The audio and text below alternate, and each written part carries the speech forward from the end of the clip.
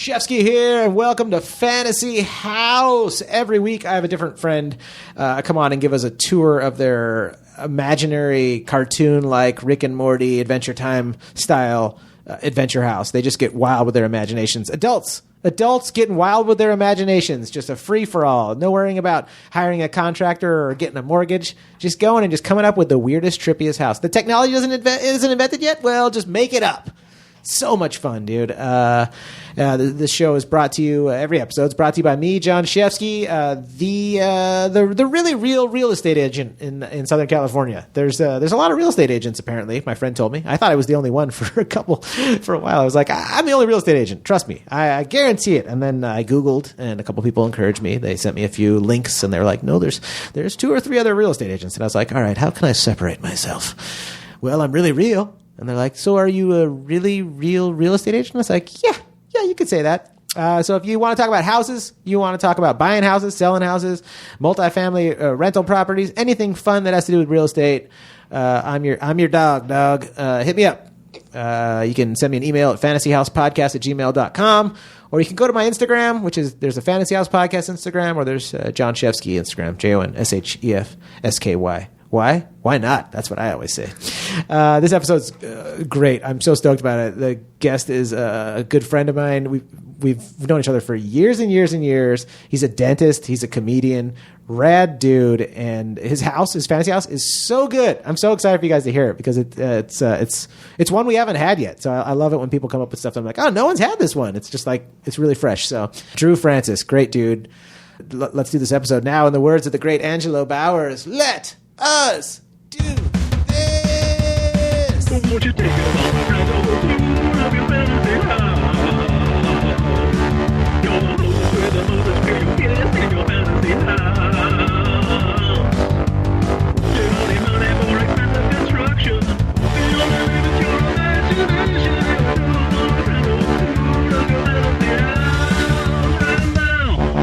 I am Drew Francis. And during the day, I am a dentist. And superhero at night? No, I wish. At night, a comedian. Mostly sketch comedy right now. How are you liking comedy? It like ebbs and flows. Yeah.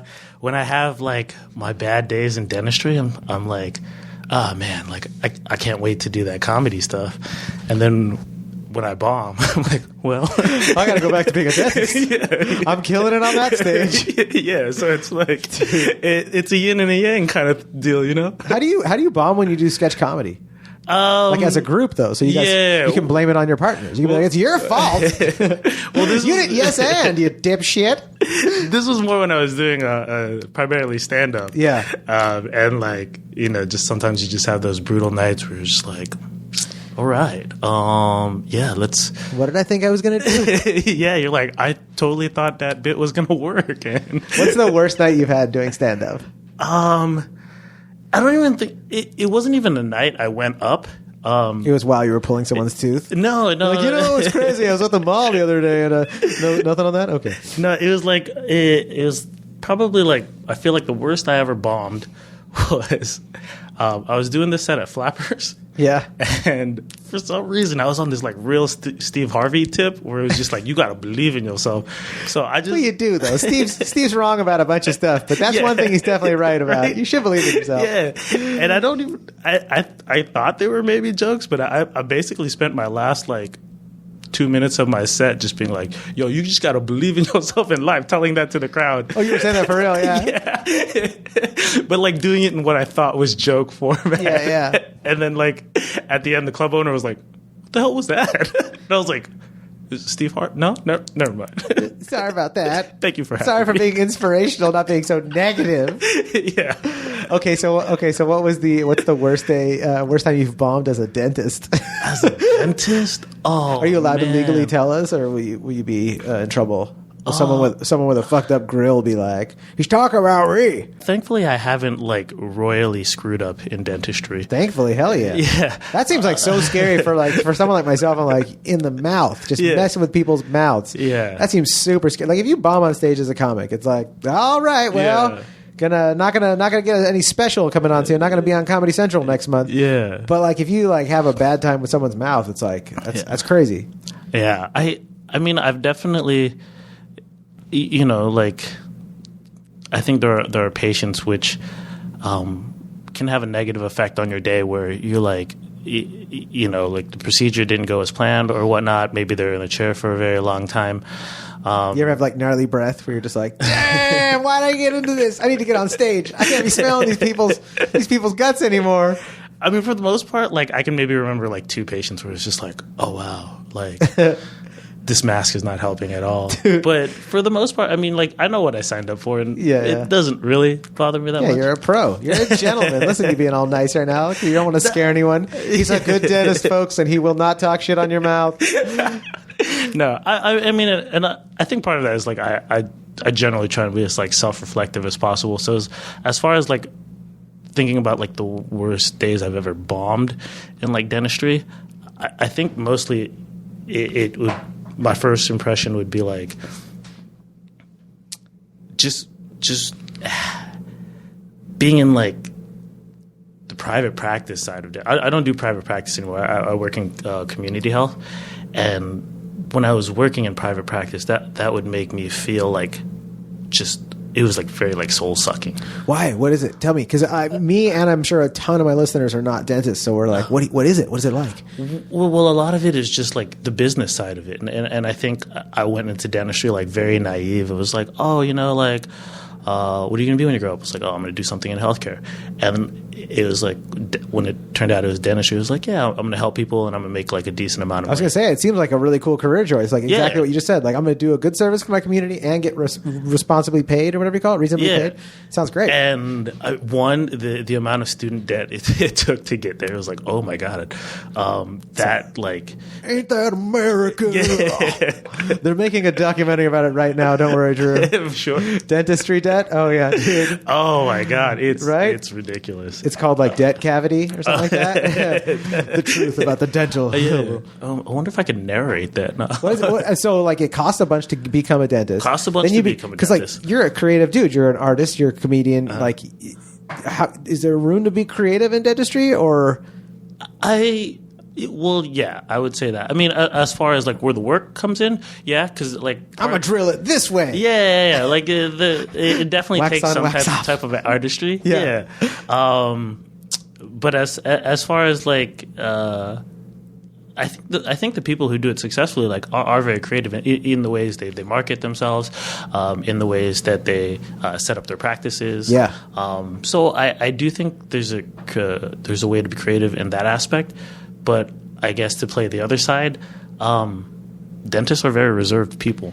I've noticed. So I see them at the bicycle store every now and then. I'm like, y'all are very reserved. Yeah. So like it feels weird. So when I wear these like different hats, like when I'm in the dental world, like I try not to let too much of the comedy bleed into it. One, because I don't want people to think that I don't take my dental profession seriously, because I do. I want to be good. I want to be competent. I want people to have faith in me, and know that I'm not just joking around. And then, you know, when I'm in my comedy world, it is very, it is funny, like the difference in personalities and whatnot. And then I guess as far as like the soul sucking part was just, or I guess what I came into dentistry naive about was just how much business goes into it, like how much selling. Oh yeah, yeah, and it's crazy, huh? Yeah, it's crazy everywhere. I've noticed it. I mean, because I've done a million jobs, right? Before I landed in, so like don't feel alone, by the way. If you're like, I was naive, like you're not dumb. We're all naive. Like the whole structure of the way our world works, it just puts us in spots where like you're supposed to choose at a very young age, like what you want to be for the rest of your life. You have no idea what it is because school isn't the real thing. School doesn't necessarily pair up with like reality, and they don't seem to always take advice from the pros. When the pros are like, here's what you should be doing in school, they're always like, oh no, Einstein, don't tell us how to do our schools. Like 50 years later, you're like, maybe you should listen to Mr. Rogers and Einstein a bit, you fucking assholes. And it's like that for all of us, you know? How much time do you feel like you put into being a dentist? Like, I mean, as far as like the 40-hour work weekend and work weekend. I was going to say, damn, this man works hard. 40-hour work weekend. When do you schluff? When do you get your sleep, dog? I mean, there's that, and then there's just like, as far as like if there's something that I'm not sure about, like say I have like a case where it's like I'll see something like I'm not really sure what my diagnosis would be on that. I try and do like my due diligence in terms of like follow-ups, doing my own like internal consults between my friends and whatnot. Is there like a website where you like upload stuff? Be like, guys, what do you guys think about this? Because I don't know what to look like. Or do you have a mentor you go to? What do I do with this guy's tooth? I do have like a mentor I go to at work. Other people I've worked for in private practice who I have like good relationships with, and I trust their treatment philosophy. Yeah. And then if I need more, dental school friends, or it's just like, hey, I'll text them. Like, I got this case. What do you think? And then it's just a good way to kind of like catch up with like old friends and whatnot. What's the hardest case you've had that you've had to figure out that you've solved and been like, oh, thank God, but we were right. We were right. We fixed that lady's jaw. I'm making up a scenario, but I didn't even solve it. What did you do? There was a lesion in this patient's mouth, and I couldn't figure out for the life of me what it was. I tried placing him on, different type of antibiotics, antifungals, and usually when it's a lesion in the mouth and you potentially concerned about it, you're concerned about the risk of it being cancerous,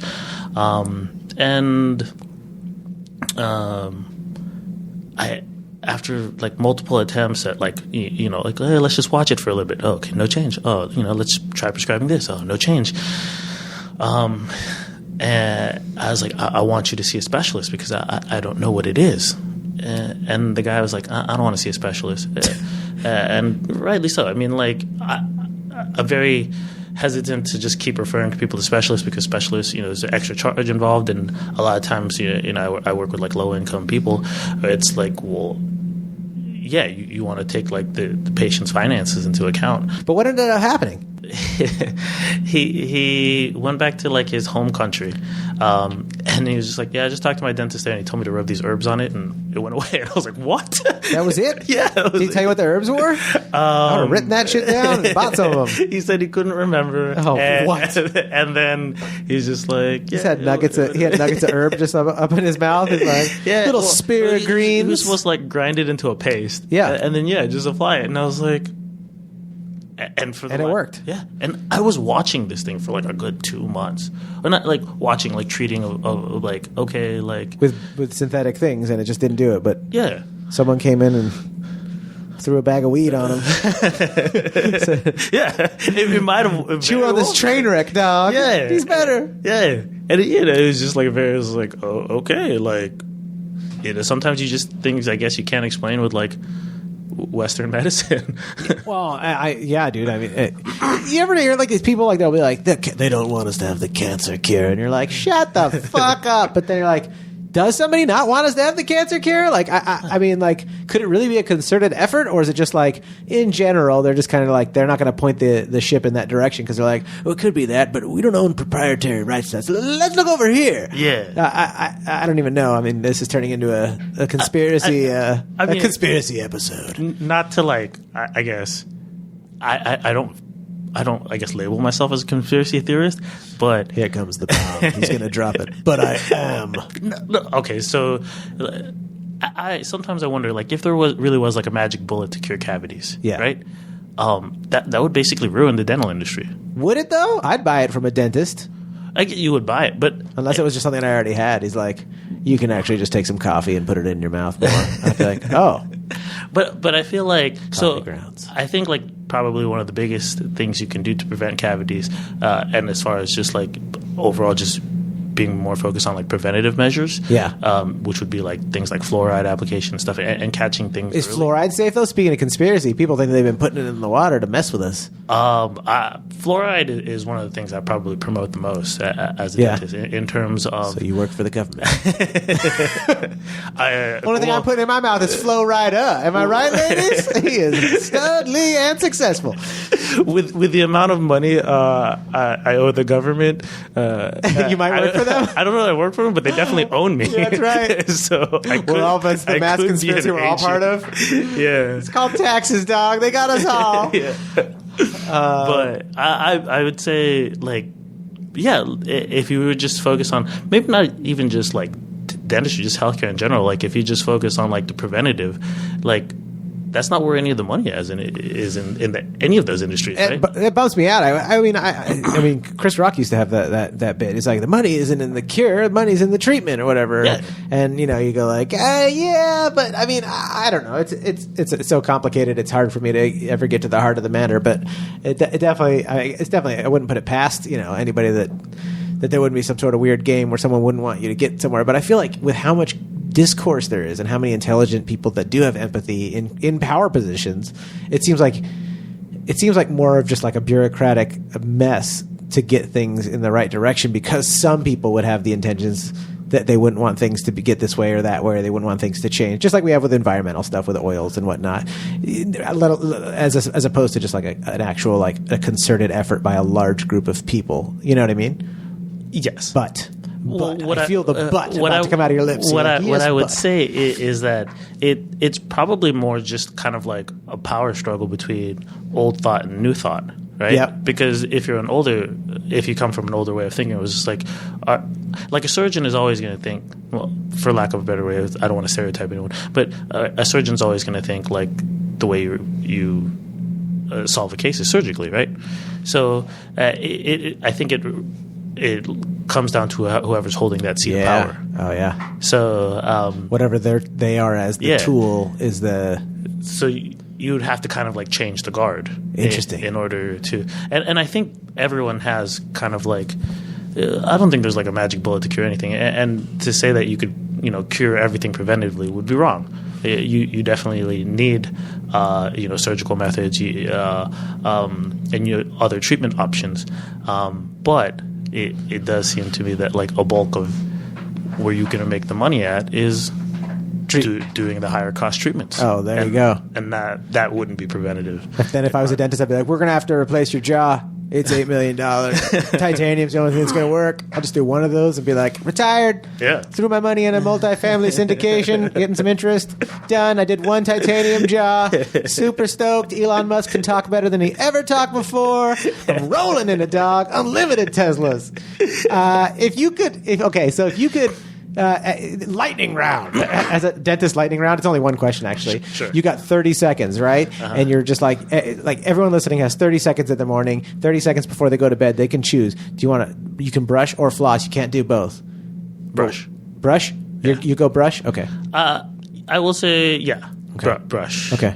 If you had to My wife and I debate about this because I love flossing. Uh-huh. I have a flossing toothbrush ever since I bought one like 5 or 10 years ago. Like I have no problem flossing. Yeah. In fact, just a shout out to anybody listening. As long as you verify after I say this, as long as 1 out of 1 dentists that are sitting in front of me approve, buy those toothbrush flossers. And if you hated flossing before, you'll never have a problem again. It's easy to just grab it and just floss. But my wife hates doing that, and I'm always like, dude, it's more important to do this than to brush. But I do both, obviously. Yeah. I guess as far as the 1 out of 1 dentist, are you asking my recommendation of the toothbrush flosser? You're the 1 out of 1 dentist, dog. Out of this room, there's only one dentist in here. But I would recommend using any type of floss. But just then this is going to be like the weird dental thing to say. No. Just got to make sure you got to floss correctly. Yeah. And like a lot of people will think that like just like hearing that snap is like flossing correctly, but you definitely want to like hug like each surface of the side tooth. to side. Yeah. Pretend like you're shining it, right? Yeah. Because like people will say like I floss all the time, and yet there's like a lot of plaque, and I'm like, I don't want to say you're not because I don't want to call you a liar, but maybe we're just not doing it correctly. And that's where I imagine an animated scenario where you have someone laying in your chair wearing a bunch of shiny jewelry. They're like, dog, I'm always flossing. You're like, no, your teeth. You're like, huh? I can't afford a grill. Yeah. And you're like, no, like flossing your teeth. You're like, huh? Just Lil Jon. Just an uneducated Lil Jon guy with bad plaque. Yeah, okay. Like, we're going to have to do some root canals here. Like, okay. Yeah. Okay. As long as he was excited about it like that, I'd be like, let's do it, dude. To have someone that excited in the dental chair, I'd be like, all right, this is going to work out all right. Dude. And this is Little John. You're like, I know he's good for it. Yeah. Whatever it costs to get this thing fixed, he's good for it.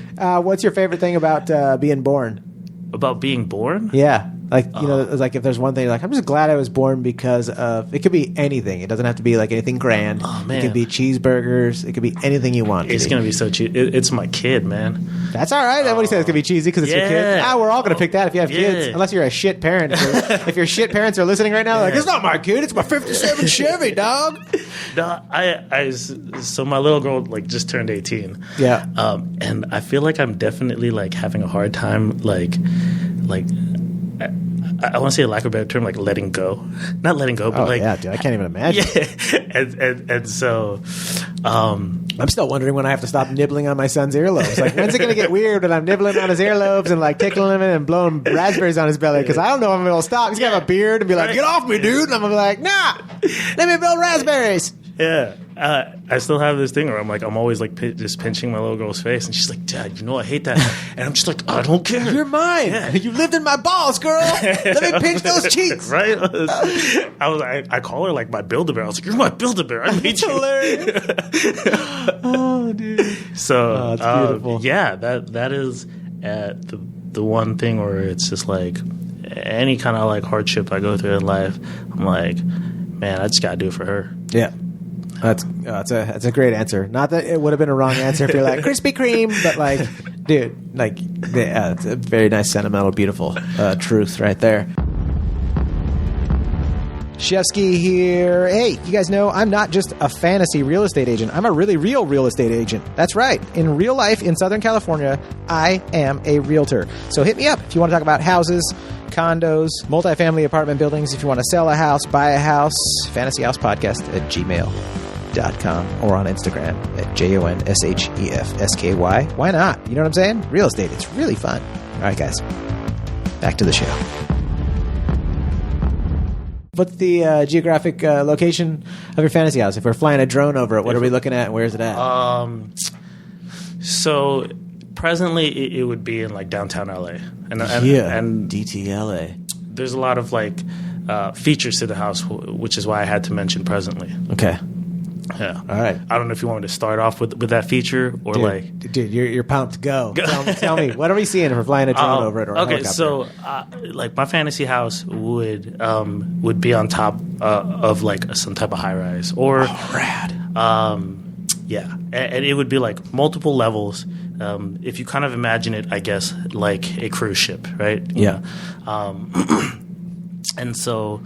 I guess why I would say presently is because it would be able to detach. Like, say I was like, you know what? I just want to go to New York. Yeah. My fantasy house would like detach, fly over another high rise in New York, and then attach there. Badass. I love it.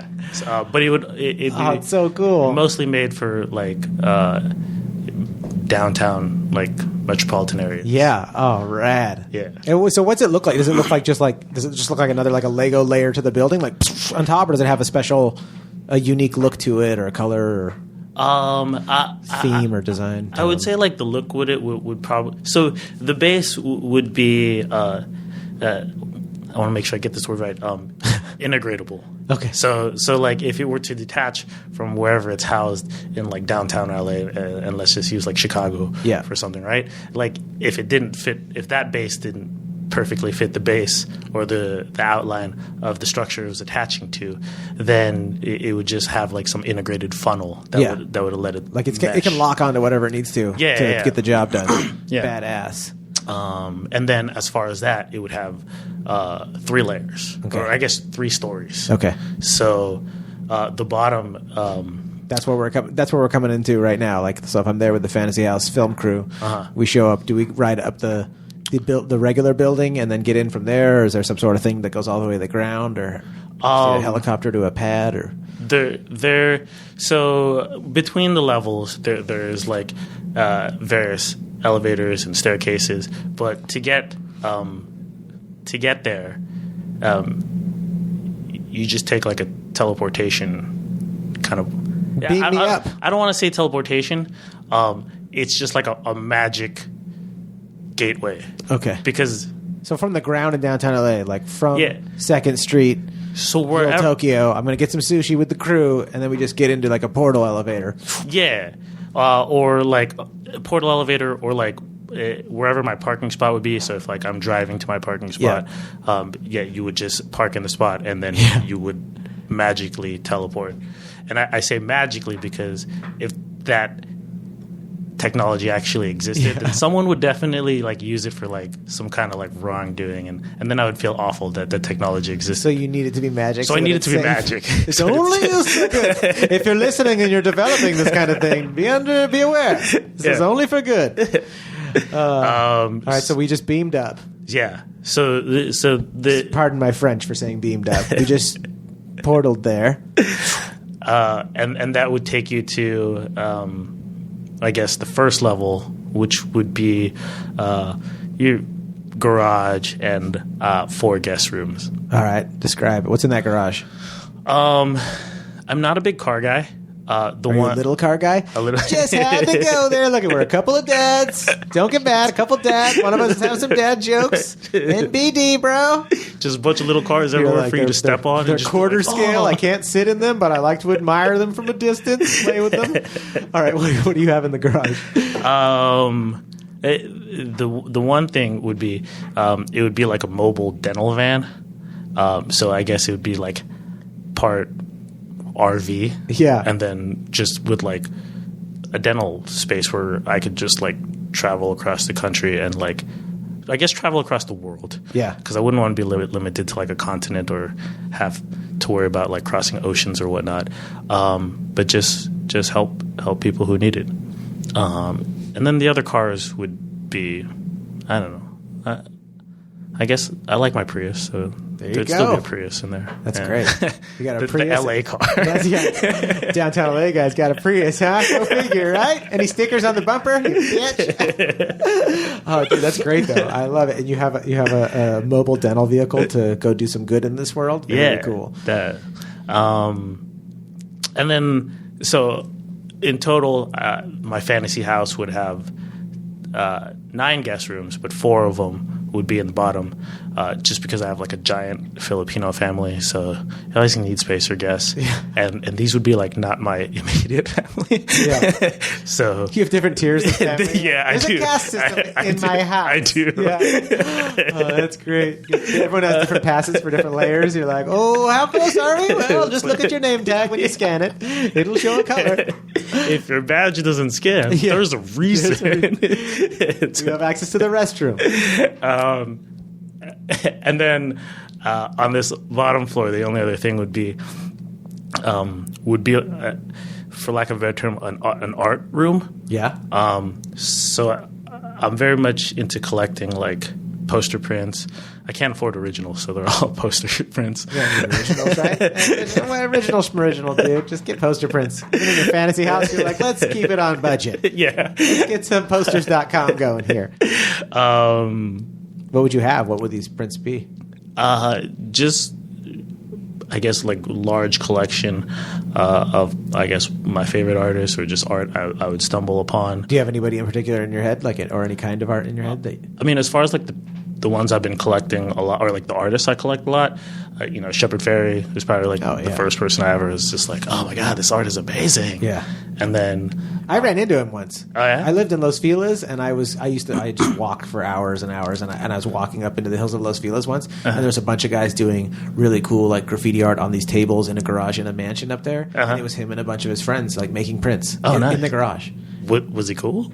I didn't get to I didn't really stop and hang out, but he was really friendly when I was like, what's up? He's like, hey, what's going on? And I was just like, I walked away and I was like, and this is before he was like big and famous, but I knew, I was like, that's the Obey dude. Yeah. Holy shit. I knew him by name. I knew it was Shepard Fairey, and I was just like, whoa. Yeah. But anyways, go on. Yeah. He was really nice for that split second that I said, what's up? Great guy. Cleon Peterson. Okay. I love his stuff.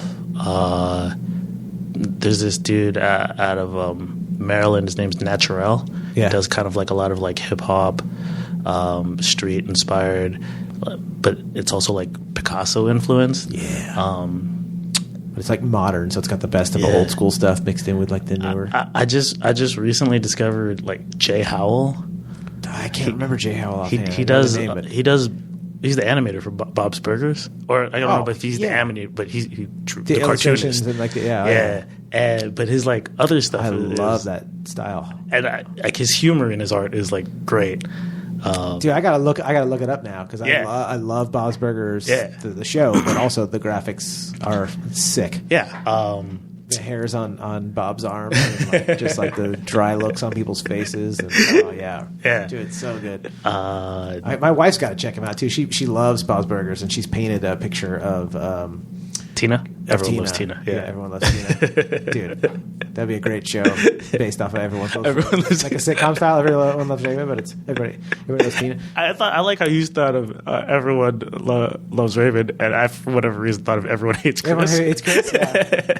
And I was like, yours made more sense. No, they both work. Everybody picks one. That's my show. But yeah, it would just kind of like just be.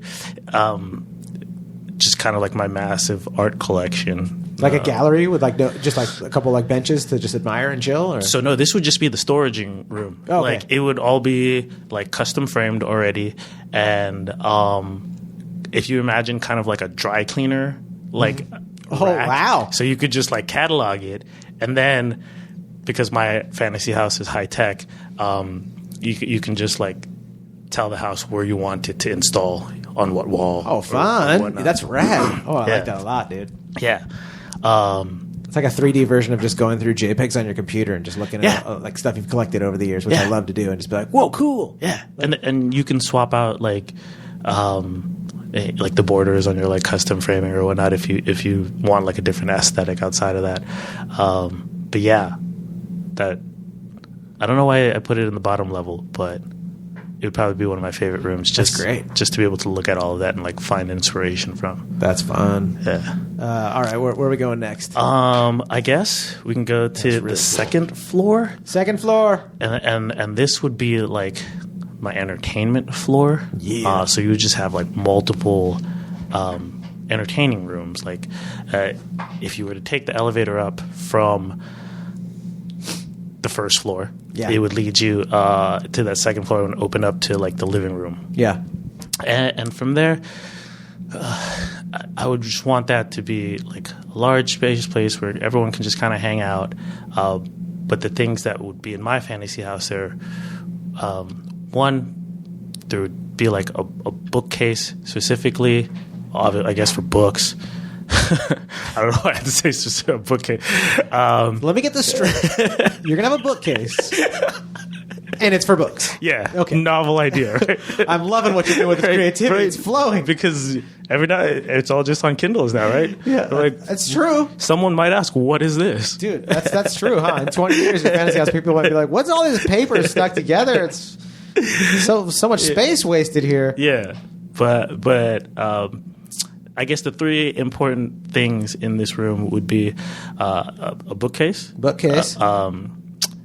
Somewhere that another type of case that would house like my music collection. What were they on CDs? Or? They would be on CDs because that's now the classic. Like the dad with the record collection is now the dad with the CDs. I go to Amoeba a lot and buy just a lot of used CDs. Oh yeah. They'll be used as currency after the apocalypse. Yeah. I'll give you 2 lag wagons and a Neil Diamond for just a glass of coconut water, please. I feel like you would try and barter, like you'd start off with just the Neil Diamond, right? And just be like, all right, I'll throw on the lag wagon. But you know Neil works worth. Like, who's lag wagon? You're like, what? Give me that Neil Diamond. I'll go get coconut water somewhere else. But you know Neil is worth it. Yeah. Right? I feel like you're underselling, or I guess maybe underselling lag. I don't know. You can have my Green Day, but you can't have my Bob Seger. I don't care. And so there would be those two things prominently on display, and this coffee table that Jeremy Fish designed. It's just in the shape of a turtle. I saw it when I was like 19, and you couldn't stop thinking about it. Yeah, it's not anything made up. It's just this piece of art furniture that I don't know if I'll ever have, but it's in my fantasy house. The same way. That's so cool. Okay, that's badass. Yeah. Can we look up? Can people who are listening look up this table? Is it like a famous, like iconic, like I think design Robin table? Williams actually bought it. But yeah, it's just Jeremy Fish turtle table. Robin it's Williams. a turtle coffee table. Okay, look Yeah. that up if you're listening. And you're like, what does he talk about? Dude? Yeah. I want to look it up afterwards too. But the reason I would have those set up there is so people could look through it, and I would hope that it would be like a conversation starter as to like, it's like, oh, like you like this author or you like this band or whatnot. Because I feel like that tells me a lot about people, and I would want people to also give me their input of like, oh, almost like the physical version of like an Amazon like recommended list. It was just like, oh, you like this? I mean, I love that. Yeah. I feel like so much of my life has been like blessed with like cool foods and music and movies and experiences just from people being like, oh, if you like this, you've got to try this. Yeah. Like, dude, so that's one of the ways that you connect with your guests is recommending cool stuff to each other. Yeah. And then I guess like I would have like specifically picked art pieces on the wall of like things I would want people's opinion on, or just stuff I thought was cool, I guess, or how I was feeling at this certain time. But that I'd walk in some days and be like, whoa, this guy's horny. And then other days I'd be like, man, he is fucking depressed. Like, just depending on what's on the wall. Like, yeah, basically. Black and white Holocaust pictures. You want to go out for a drink, buddy? And then some days be like, Titty Thursdays. Man, true. I like it when I come over on Titty Thursdays. Holocaust Mondays, not so much. But Titty Thursdays, loving your house. Right. Great turtle, by the way. All right, where else can we go? What's next? Is there anything else on that level? Or is it, this is just like, this level is purely just for like entertainment. So you got your dining room, kitchen. Take us to that kitchen and dining room. Is the dining room anything special there we need to see? Or No, not really. I mean, other than it's like big and can house. So like again, I'm Filipino, so I'm just used to having like big family parties where like everyone just gets food to chill everywhere, together. and everyone gets to chill together. That sounds and then terrific. Lechon. Oh yeah. Dude, yeah. Is it Mang Thomas sauce? Yo, do you know what I'm talking about? Yeah. Dude. It's Mang Tomas. Mang Tomas? But yeah. I wrote Mang Tomaszewski on the bottle at my house. My brother gets lechon every now and then.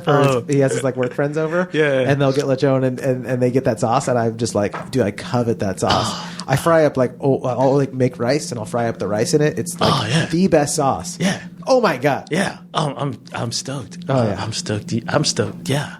All right. So I've been saying it, Mang Tomas. It's, is Mang Tomas. At least I think. I don't know. Like I gotta say it like a Jewish guy trying to say it Yeah. right. It's Mang Thomas. We're like, it's Mang Tomas. But I guess I'm always very hesitant to like correct people because I don't know. Like, all right. So one time, my aunt, we were talking about something, and I was complaining that these people were just so ignorant because they keep asking me if I speak Filipino, and I was like, it's Tagalog. Like why can't you just learn that about my culture? And this was like when I was like 18 or 19, and she was like, actually, the national language is Filipino. And I was like, so I've been the asshole this whole time. That's always a slap in the face when you're pretentious about something. Yeah. Like, hey, guess what? You fucking idiot. Yeah. So you might be pronouncing it right. I'm just like, No, I'm not. I guarantee I'm pronouncing it wrong. Yeah, you were right. Yeah, you never know. The creator could just be like, no, it's Mang Thomas. Everyone else just been like giving it that accent, which I never wanted. Whoever made it's like, it's actually Mang Thomas in the original Filipino language where it was pronounced Mang. You're like, it's what? You mean? Is there anything else on this level we should see? Is a kitchen? The kitchen. It's going to have this like magical dumbwaiter. Oh, cool. And everyone knows, if you're listening, you know what a dumbwaiter is. It's when you have the it's like an elevator for your stuff that goes to the commissary, right? It goes to the. I guess in this scenario, it would just go to the kitchen. Okay. So its purpose would be if I wanted anything food wise in the world, I would just get it from this magical dumbwaiter. Like whatever you want is going to come out of that. Yeah, like if I wanted like beignets from like New Orleans or something like that, or if I wanted like a New York slice of pizza, I was like, but the caveat is it would only work like 3 times a week, because otherwise you would just get lazy. You're so smart. You're so smart. What you did is you put a limitation on it, Yeah. which is so necessary because there is so much more freedom in that discipline of having a limitation. They'd be like, anytime you want, you can have whatever you want. Like those rats that they tested on the orgasm machine that all died. Wait, what? There's like rats that they did a psychology or a science psychology. I'm such a friggin' knuckle dragger. I'm just like putting words on things. Some scientist, somebody with a degree that went to collage and took mice or some sort of intelligent mammals and hooked like electrodes to their brain or something like that to measure them, and it gave them. They put like a button. I'm totally butchering this. I'm paraphrasing a situation, but if you're listening to this, you probably could look it up and know. They basically made it so that these little rats or mice could press a button to have an orgasm, and I think that like a bunch of them, you'd have an orgasm, but eventually like it would kill you or something like that, and like they all just like kept going until their brains were just fried. I think that's what happened. But even if that didn't happen, it would happen. Yeah. Because if you have too much of a good thing to a certain point, think of your richest friends that are addicted to pills, right? If you're listening and you're super rich and you're just like, I'm miserable because I'm so rich and I have to make problems. I have to have a good time because I'm stressed about not having any problems. Yeah. Like if it's too good, if 7 days a week you just have everything you want, it's too good. Like humans we didn't evolve to have it that easy. We have to like lift weights to be strong. If you're, you know what I mean? Like you gotta suffer to have the benefits. Yeah. So like you're giving yourself the limit of the dumbwaiter. It took a really long time for me to just say, good brain on that guy right there. Oh, it's because I know myself, if I didn't put any limits, I was like, why would I ever do anything? I'm just going to sit by this dumbwaiter and like, what do I want to eat today? Dude. just get fatter and fatter. Yeah, like, yeah. There's a dialysis machine right next to my dumbwaiter because I'll be on it for my entire. Yeah, that's why my fantasy house is just me tied up fasting. It's a forced fast. I'm not allowed to eat for 6 days. Then I have one meal. Then I'm back on fast. Gotta survive. Gotta be healthy. Okay. So you have a badass dumbwaiter. Yeah. Can I just ask this? Sure. What would we have right now if I was here with the crew filming your episode and we're like, it's me and the film crew. We're like, fantasy house. We're in your kitchen, Drew. What are you gonna get that dumbwaiter for us? Oh man. And I'm open to anything, dude. Like, blow my mind however you want. But what are you gonna have come out of that thing? All right. Like I can't think of just like one thing right now because I feel like it could be a feast. Yeah, In fact, I demand it. Okay. List off what we're having. All right. So I guess it's also kind of hard right now because like I've been trying to like be a lot healthier lately. So like this ain't the time to hold back. Yeah, Where's the magical but dumbwaiter? there are some really like good healthy options. All right. So I'll eat your shitty health. No, there's some good health. All right. So I guess if I'm trying to fight back by my whatever I have inside me right now that's just like, oh no, like be healthy, like don't try not to break even in this fantasy Well, don't world. let this episode screw you up on your diet. Like after you call me back 3 days later, you're like, we talked about the dumbwaiter thing and I gained 12 pounds. My doctor's got me on all these cholesterol drugs. Make it healthy then. But what? No. There's good healthy food. No. Now you've got me on this, and I was like, I can't skimp. Like this is if we're going all out. The first thing that comes to my mind is like French macarons. Oh yeah, I love those things. Oh like, yeah, I like pistachio would be the one I pick. Pistachio is one of my favorites. But yeah, if you just straight from like the magic dumbwaiter would just like take it straight from France, and you're just like. So Jews eat something called a macaroon on Passover, and it's a little coconut treat because you're not allowed to have leavened bread on Passover. It's part of the holiday because our ancestors had to escape from Egyptian slavery, and they like Moses made this deal, which is like you think if you had God on your side, like you would be able to negotiate, like give him 2 days and leavened bread. Instead, he was just like, I'm not going to use that card. And then the Jews had to get out of Egypt because Moses negotiated for them, like let my people go. Yeah. But we got to go right now before the Pharaoh changes his mind. So the people are like, but our bread, it's not leavened yet. What are we going to do? And Moses is like, we got to get the fuck out. So they got out of there. They're like, all right, we'll eat these like crackers. And then they got lost in the desert for a long time. So all they had were these dry crackers to eat, called matzah. And then so nowadays, to torture ourselves and be in touch with our ancestors, for Passover every year, we're not supposed to. I obviously don't follow this rule because I'm a horrible Jew, but good Jews don't eat like leavened bread. So all the little treats are all like special treats and special foods that aren't leavened, because a bunch of people, religious Jews, think that they're like getting a leg up on God, like, I found a loophole. It's like, I don't think they had these macaroons. But anyways, I always thought macaroons was that, right? But then you have macarons or whatever they are, and I was blown away. I honestly don't know, like, if I'm saying it right, because, like, for the longest times, I would say macaroons, and to me, I'd always think of those French things. Yeah. Okay. So that's what I thought too. Yeah. But so whenever I first had them, I was like, wait a second, this is a macaroon? And I had them at Bouchon in L.A., which was a Thomas Keller French restaurant. That was amazing. And I was like, this is just like heavenly. Yeah. Have you ever been to Milk on Beverly or Milk in Silver Lake? It's a little dessert place. Did they have one in New York? Like they might. The lady who owns it is a Lebanese lady that lives mostly, I think, in Lebanon, and then comes out here like to manage the business. From what I've been told by the employees, but it's like it is bomb. They make ice cream sandwiches, and the sandwiches on the outside are macaroon. So it's a macaron on each side, and then a beautiful hockey puck of an ice cream sandwich. It's $7 too. You're just like, it's a small ice cream sandwich, $7. What are you doing with this? What are you buying out in Lebanon? Like, how many acres you got? But like, dude, it's bomb. It is amazing. And so if you're a macaron dude, it's on my list now. Milk. We gotta go. We gotta go there, dude. They have Thai iced tea. They have green tea. They have a bunch of other ice cream flavors, but every now and then they have freaking Earl Grey tea ice cream in the middle with like lavender macaroons on the outside, which is just like, I'm just like creaming my jeans, even thinking about it, like just fat boy heaven. Oh, dude, just little gay John. Like, can you please have a lavender macaroon, mommy? Please. Oh, dude. Okay, we got to move on. I can't ruin my diet either, dude. And like, I'm just like, I can call my wife. We can go to LA tonight. That's good. We had to do it. We've got to. We had to test the magic dumbwaiter theory. I rent a convertible for us. Ow! Woo! We buy like $100 worth of macaroons, just drive around and get sick on them.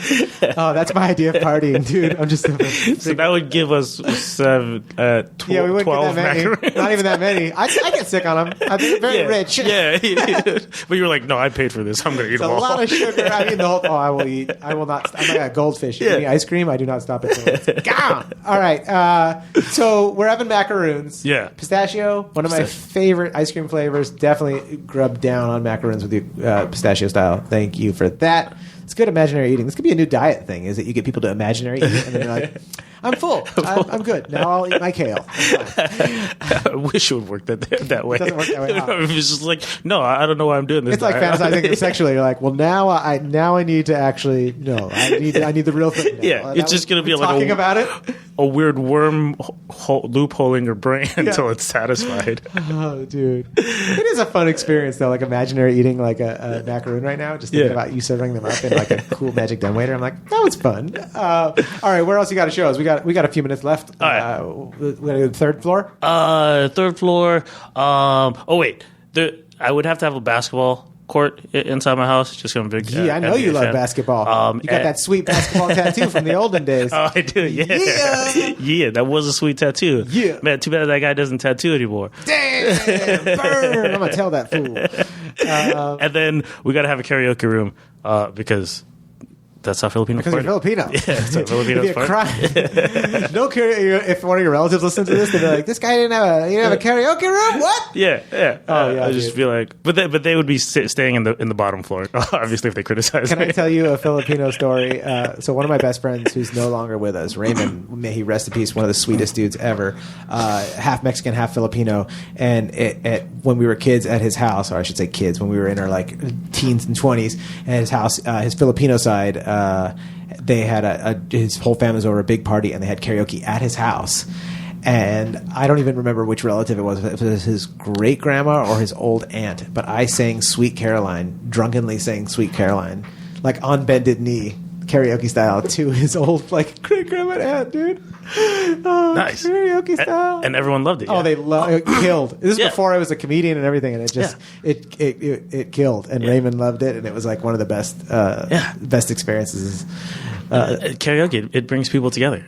What would we sing in your fantasy house right now for karaoke? Oh man, what would you sing to be like? Check this out, guys. What would I sing? It's your episode of Cribs. You know what I mean? You got to show us something. For some reason, I'm just going to go with the first song that popped in my head, and it's Stone Temple Pilots "Plush." I feel like I was like, because all right, so my sketch team, we used to be on every Sunday, and every fourth Sunday of the month. Yeah, and after our show, we'd go to one of the local bars and they would do karaoke on Sunday nights. Yeah. And so in my list of like songs I wanted in karaoke, Stone Temple Pilots is on there. And I was just like, you asked me that question. I was like, I still got to do that song. Yeah. And that's where that came from. Sing the first line. Do you remember the first line of that song? So I always... What's the chorus? Where in the dark to find her. Got time, wait for tomorrow to find her. Right? That's gonna. I think that's gonna pump everyone. It's gonna pump me up, dude. You got to. That's great. Oh, I love it. Just imagine that we did the whole song and just looking at the film, the camera crew, like, you guys get this? This is good. Oh, dude, this crazy high tech house, but there's a Filipino guy singing Stone Temple Pilots, dude, as I've got like macaroon crumbs all over my shirt. Like, this is the best fantasy album ever. Right? Oh, dude. All right, we got a few minutes left. We got to go to your show us your final badass stuff. Okay, so the top floor you can kind of skip. It would just be like the master bedroom, and 5 rooms up there would be for my mom and my stepdad, my dad, my stepmom, my daughter, my brother, and I'm sure there's one other person who deserves that room. But then on top of that, which would be the roof of my fantasy house. This is important because this is a skyscraper topper house that goes anywhere in the world on a skyscraper. So this is the top of a skyscraper. Yeah. This is priority. So when I used to live in New York, I would always think it was cool where you would look on top of these walk-ups or whatnot, and you'd see a house on top of it. Yeah. So on top of my fantasy house would be another house, and it would just kind of be your suburban, a cute, your suburban 5-bed, 4 bath, so rad, and with a fake grass garden, and so if you ever wanted to just get out of the city life, you just go up to the top floor. So you're sitting in a cute house, on the top of a skyscraper. Yeah. Oh, dude. Yeah. It's so badass. And that would just kind of be I guess my getaway. So cute. Describe the house to us too. Just give us a visual, the tiling on the roof or whatever kind of roof shingles or whatnot, and the colors and whatnot. I feel like it would be. You know what? When I'm thinking suburban, I just think of hometown Chino Hills. Yeah. So represent Chino Hills. But I guess if you're telling me now, I can put it whatever color. I feel like I don't know. Purple comes to mind right now, and I won't have any neighbors to piss off, so I could make it whatever color. That's right. Yeah, right? It's your fantasy house. It doesn't matter if you do have neighbors. You can do whatever color you want, dude. Freedom. But I don't know much about roofing, so I guess normal roof. You're making it really easy for the contractors. All right, check. Normal roof, we got you. So yeah, the roof does. Okay. I guess the most important part, I would want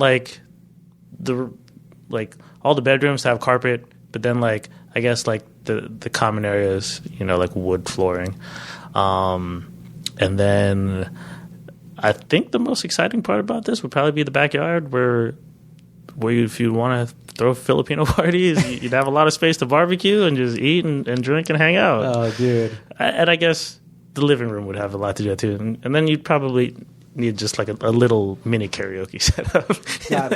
Gotta have, listen, the fantasy house with 2 karaoke setups. Freaking amazing house, dude. I love it. # blessed guest. Thanks for having me, dude. Oh, so rad. Thanks for having me. Dude, so rad. Where can people find you? Do you want them to hit you up for dentistry, or where do you want people to find you at? Comedy and dentistry? I'm open. If anyone has any dental questions, I don't mind giving my thoughts or opinions about that. I guess Instagram would be the easiest place just to find picking me. one platform's the best. My tag is Drew Goes to 11. Spinal Tap. Please go to 11. Drew Goes to 11. You'll mostly just find me posting pics of my kid because I'm that dad. That's all good. I'm that dad too, man. I do have some comedy stuff up there, and comedy-wise, my new sketch team, Rabble Rabble, is on every 3rd Wednesday of the month, and that's at the Pack Theater in Hollywood. Oh, yeah, dude. I've done stuff there at the Pack Theater. Hell yeah. Nice. Rad, dude. Yeah. Guys, go see Drew at the Pack. Hit him up on Instagram. It's just Drew Francis, right? Yeah, Drew Francis. DrewFrancis.